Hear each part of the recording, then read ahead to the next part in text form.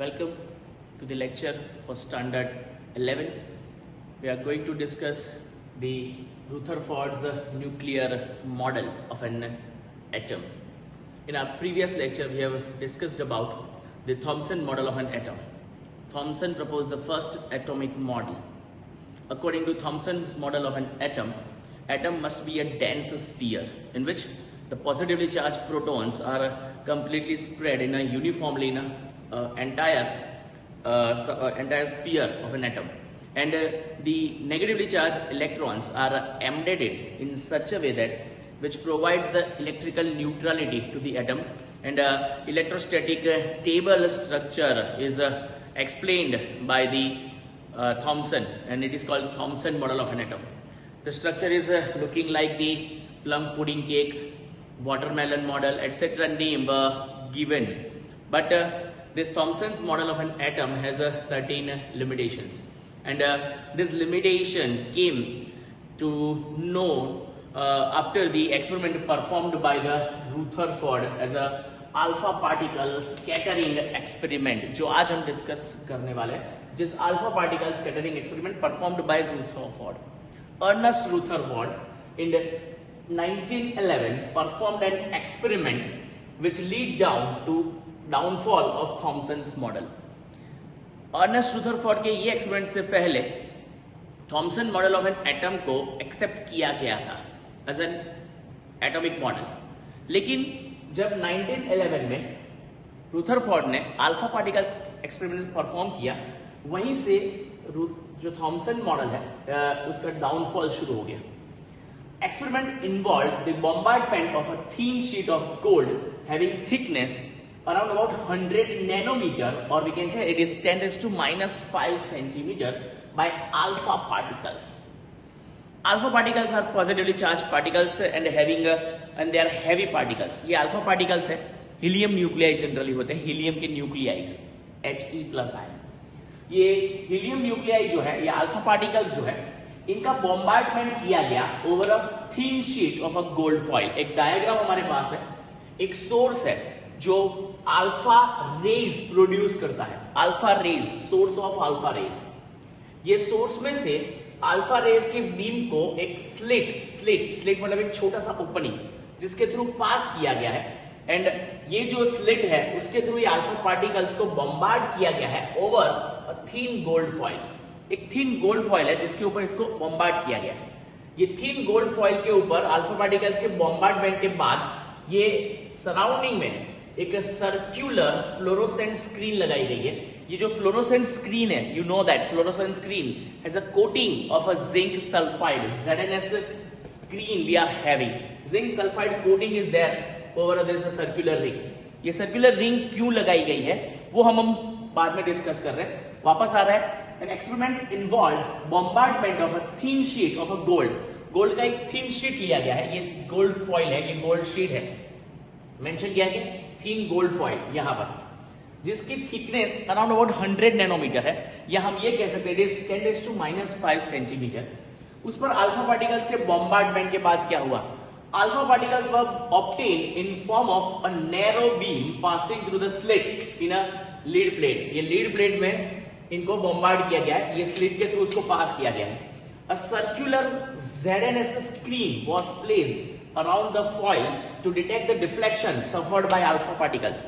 ये alpha particles जो deflection suffer करेंगे, मतलब alpha particles deflect होंगे, ये deflection को experience करने के लिए, उसको observe करने के लिए, उसको detect करने के लिए ये circular foil का arrangement किया गया, सॉरी circular fluorescent screen का arrangement किया गया. देखिए, जब रुथरफोर्ड ने ये अल्फा पार्टिकल एक्सपेरिमेंट परफॉर्म किया तो वो टाइम पर वो एटॉमिक स्ट्रक्चर को, एटम के स्ट्रक्चर को एज अ थॉमसन मॉडल ही कंसीडर करके चल रहा था. थॉमसन ने कहा था atom must be a dense sphere. तब रुथरफोर्ड ने अल्फा पार्टिकल एक्सपेरिमेंट परफॉर्म किया तो उसने ये सोचा था कि ये अल्फा पार्टिकल एटम्स पर जाके टकराएंगे. किसके एटम्स? ये गोल्ड के एटम्स, गोल्ड फॉइल में गोल्ड के जो एटम्स है, ये अल्फा पार्टिकल्स ये एटम पर जाके टकराएंगे. When they collide with the atom, atom के अंदर जो पॉजिटिव चार्ज है वो डेंस स्फीयर मतलब डेंसली पूरी तरह से स्प्रेडेड है, तो ये जो अल्फा पार्टिकल है अगर वो एटम को जाके टकराएगा तो ये अल्फा पार्टिकल टकराने के बाद डिफ्लेक्ट हो जाएगा, मतलब वो वापस रिफ्लेक्ट होगा, वापस अपने पाथ पर रिफ्लेक्शन के तौर पर वापस आ जाएगा। लेकिन उसने देखा कि उसकी जो एक्सपेक्टेशन थी उससे उसका ऑब्जर्वेशन बिल्कुल उल्टा था।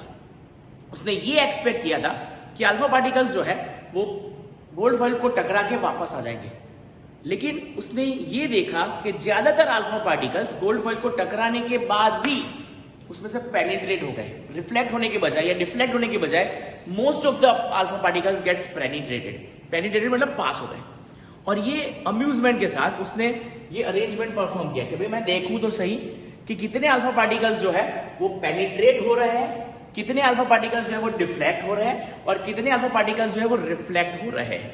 लेकिन जो इनिशिएटिव थॉट्स उसके दिमाग में थे एटम के बारे में वो थॉमसन मॉडल से ही थे कि भाई थॉमसन का मॉडल सही है और atom must be a dense sphere. लेकिन जब उसने अल्फा पार्टिकल एक्सपेरिमेंट परफॉर्म किया तो उसके ऑब्जर्वेशन उसकी एक्सपेक्टेशन से बिल्कुल अलग थे। एक्सपेक्टेशन ये थी कि अल्फा पार्टिकल्स टकरा के वापस आ जाएंगे, लेकिन ऑब्जर्वेशन जो थे वो बिल्कुल ऑपोजिट थे। Let's see what are the observation Rutherford alpha particle experiment has. The most of the alpha particles, about 99% of alpha particles, pass through gold foil undeflected. About 99%, मतलब ज्यादातर अल्फा पार्टिकल्स डिफ्लेक्ट हुए बिना ही gold foil से penetrate हो गए, पास हो गए। जो एक्सपेक्टेशन थी वो ऐसी थी कि 99% अल्फा पार्टिकल्स डिफ्लेक्ट होंगे, यहां तो कुछ नहीं हुआ, डिफ्लेक्ट नहीं हुआ, रिफ्लेक्ट नहीं हुआ, nothing, they gets penetrated. Number 2, some of the alpha particles were deflected by small angles. कुछ ही अल्फा पार्टिकल ऐसे थे, देख सकते हो ज्यादातर बीम सीधे सीधे पास हो गई, कुछ अल्फा पार्टिकल्स ऐसे थे जो अपने ओरिजिनल पोजीशन से यूं थोड़े डिफ्लेक्ट हुए, डिफ्लेक्ट मतलब डायरेक्शन उनकी चेंज हुई, like this, deflected. Very few and very few alpha particles, that means 1 in 20,000, 20,000 alpha particle में से एक अल्फा पार्टिकल वो डिफ्लेक्ट हुआ with a very large angle, या हम ये कह सकते हैं it actually gets reflected. Large angle से ये डिफ्लेक्ट हुआ, या हम ये कह सकते हैं कि एक अल्फा पार्टिकल, अगर हम 20,000 अल्फा पार्टिकल बॉम्बार्ड कर रहे हैं तो out of 20,000 only one alpha particle gets deflected, और we can say that it is gets reflected और deflected with a large angle से डिफ्लेक्ट या रिफ्लेक्ट हुआ, एक 1 आउट ऑफ 20,000। तो ये जो ओरिजिनल ऑब्जर्वेशन थे ये एक्सपेरिमेंट के, वो उसके थॉट से मतलब उसकी एक्सपेक्टेशन से बिल्कुल अलग थे। Let's see the detail of this alpha particle experiment. उसने देखा कि ये जो गोल्ड फॉइल है, ये गोल्ड फॉइल को एटॉमिक फॉर्म में अगर ये तरीके से रिप्रेजेंट करें, मतलब हमारे ये जो सर्कल है वो गोल्ड के एटम्स है। अगर हम अल्फा पार्टिकल्स का बॉम्बार्डमेंट कर रहे हैं, ये सारे जो पार्टिकल्स है वो अल्फा पार्टिकल्स है सपोज, तो ये अल्फा पार्टिकल्स का बॉम्बार्डमेंट करने के बाद हुआ क्या, ये अल्फा पार्टिकल्स बॉम्बार्डमेंट के बाद ये अल्फा पार्टिकल गोल्ड फॉइल पर जाके टकराए तो ज्यादातर अल्फा पार्टिकल पेनिट्रेट हो गए, सीधे पास हो गए। Very few gets deflected. देखो यहां से कुछ डिफ्लेक्शन शो किए हमने ऐसे, ये देखो यहां से ऐसा डिफ्लेक्शन, एंड बहुत ही कम, मतलब 1 in 20,000 दे गेट्स रिफ्लेक्टेड, वो रिफ्लेक्ट। ये क्यों हुआ, ऐसा क्यों हुआ, उसने वो सोचा कि भाई ऐसा हुआ क्यों। अगर ये स्फीयर डेंस होता, मतलब ये एटम डेंस होता, जैसे थॉमसन ने कहा था कि पॉजिटिवली चार्ज पार्टिकल जो है वो पूरे एटम में कंप्लीटली फ्यूज्ड है, स्प्रेड हुआ है, तो ज्यादातर अल्फा पार्टिकल्स जो थे वो रिफ्लेक्ट होने चाहिए थे या डिफ्लेक्ट होने चाहिए थे। लेकिन यहां पर 99% ऑफ अल्फा पार्टिकल्स जो है दे गेट्स पेनिट्रेटेड, वो पास हो गए without any deflection. What is happening, हो क्या रहा है। Then he came to the conclusion कि भाई मेरा ऑब्जर्वेशन, या हम ये कह सकते हैं कि मेरा कंक्लूजन जो है, यहां पर ऑब्जर्वेशन के बदले में लिख सकते हैं it's a conclusion of experiment.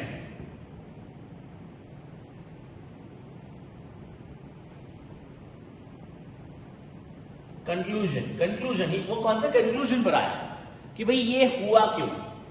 उसने देखा कि since most of the alpha particles pass through the foil undeflected, What it indicates? It indicates that the most of the space in an atom is empty.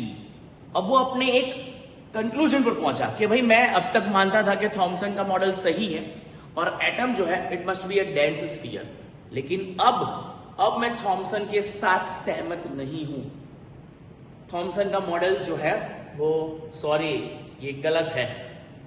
उसने कह दिया that since most of the alpha particles they pass through the foil undeflected, foil में से ज्यादातर penetrate हो जाते हैं कोई डिफ्लेक्शन के अलावा, then what it indicates? It indicates that the most of the space in an atom is empty. Atom की ज्यादातर जगह खाली है. खाली होने की वजह से ये अल्फा पार्टिकल सीधे सीधे पेनिट्रेट हो जा रहे हैं without any deflection. So most of the space in an atom is an empty space. That's the first conclusion Rutherford derived from its alpha particle scattering experiment. Number 2, the alpha particle being positively charged and having considerable mass could be deflected only by some heavy and positively charged centers. उसने ये सोचा कि कुछ alpha particles deflect भी तो हो रहे हैं, ऐसा नहीं कि सारे पास हो रहे हैं, कुछ डिफ्लेक्ट भी हो रहे हैं, तो ये डिफ्लेक्ट क्यों हुए? उसने कहा कि जो डिफ्लेक्शन हो रहा है मतलब अल्फा पार्टिकल खुद पॉजिटिवली चार्ज्ड है, हैवी भी है. अगर खुद हैवी है तो उनको डिफ्लेक्ट करने वाली कोई चीज जो होगी वो भी हैवी होगी. Let's see. So alpha particles being positively charged and heavy considerable mass could be deflected only. अगर इनको डिफ्लेक्ट करना है तो उसके लिए भी कुछ हैवी मटेरियल चाहिए and this heavy material must have a positive charge also. और ये हैवी मटेरियल और ये पॉजिटिवली चार्ज जो पोजीशन थी उसको उसने नाम दिया सेंटर, और वो सेंटर को बाद में रुथरफोर्ड ने नेम कर दिया as nucleus. So it named the centre of the atom. Atom का जो सेंटर है, हर एक एटम के सेंटर जिसमें पॉजिटिवली चार्ज पार्टिकल्स है, जो हैवी पार्टिकल एटम के सेंटर में है, उसको उसने नाम दे दिया nucleus. He named the centre of an atom as a nucleus. It's the second conclusion that Rutherford derived from his alpha particle experiment. And third one, the alpha particles which make head-on collision with heavy positive charge center and are deflected through large angles. जो alpha particles large angle पर deflect कर रहे थे, large angle पर, जो deflect होके वापस वही डायरेक्शन में आगे बढ़ जा रहे थे उनकी बात नहीं कर रहे. जो लार्ज एंगल पर डिफ्लेक्ट हो रहे थे, या हम ये कह सकते थे कि वही तरीके से मतलब वही डायरेक्शन में वापस आ रहे थे, उनका मतलब क्या है? तो वो अल्फा पार्टिकल ये सेंटर्स के साथ हेड ऑन कोलाइड होते होंगे. हेड ऑन मतलब डायरेक्ट कोलाइजन. ये साइडवेज कोलाइजन है, साइड पे से टकरा के निकल जाते हैं, साइड पे से टकरा के निकल जाते हैं. लेकिन जो लार्ज एंगल पर डिफ्लेक्ट होते हैं वो हेड ऑन कोलाइजन हो रही थी, direct collision. So alpha particles which make head-on collision with heavy positive centers are deflected through large angles, and deflected alpha particles were few in numbers, hence space occupied by the heavy positive centers must be very small. उसने ये भी observe किया कि ज्यादातर alpha particles जो थे वो penetrate होते रहे थे, कुछ डिफ्लेक्ट हो रहे थे, और एकाध ऐसा था, एकाध पार्टिकल जो हेड ऑन डिफ्लेक्शन की वजह से मतलब हेड ऑन कोलाइजन की वजह से डिफ्लेक्ट हो रहा था. इसका मतलब ये है कि जो पॉजिटिवली चार्ज पार्टिकल्स है, जो एटम के अंदर पॉजिटिव चार्ज है, वो एटम का बहुत ही छोटा जगह ऑक्यूपाई कर रहा है. अगर ज्यादा जगह ऑक्यूपाई करता तो ज्यादा पार्टिकल्स वापस आते थे, लेकिन कुछ ही अल्फा पार्टिकल्स जो है, या हम ये कह सकते हैं 1 out of 20,000 गेट्स डिफ्लेक्टेड या रिफ्लेक्टेड. मींस जो पॉजिटिवली चार्ज हैवी पार्टिकल है, न्यूक्लियस जिसको हम कह सकते हैं, तो न्यूक्लियस ने एटम की बहुत ही छोटी जगह ऑक्यूपाई करी है. मतलब nucleus has occupied very small volume of an atom. Atom का बहुत ही छोटा स्पेस ऑक्यूपाइड है विथ न्यूक्लियस. पूरे एटम का बहुत ही छोटा सा हिस्सा न्यूक्लियस होता है. ये सिंपल लैंग्वेज में ये स्टेटमेंट का मतलब होता है. So it's a conclusion derived from Rutherford alpha particle experiment. Rutherford के अल्फा पार्टिकल एक्सपेरिमेंट ने एक नए एटॉमिक स्ट्रक्चर को इवॉल्व किया.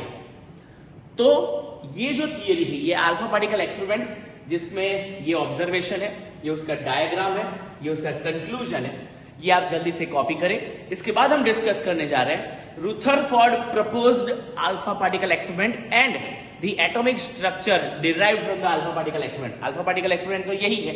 अब इसके बाद का टॉपिक है Rutherford's model of an atom, मतलब अल्फा पार्टिकल एक्सपेरिमेंट के बाद रुथरफोर्ड ने एटॉमिक स्ट्रक्चर को एक्सप्लेन किया।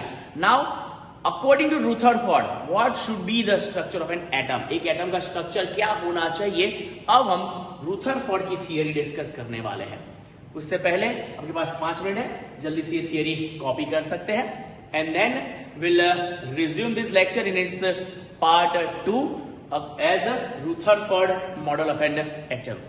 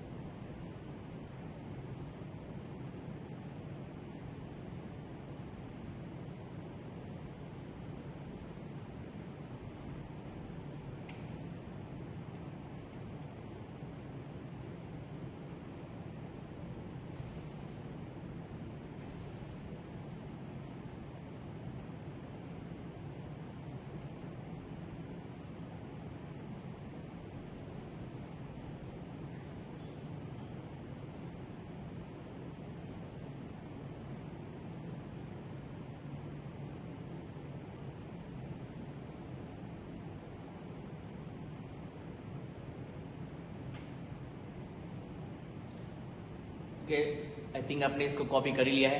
If you need more time, you can pause this video at any juncture and copy whatever the details are there on a board. We'll meet soon in part 2 lecture for Rutherford alpha particle experiment. Stay tuned.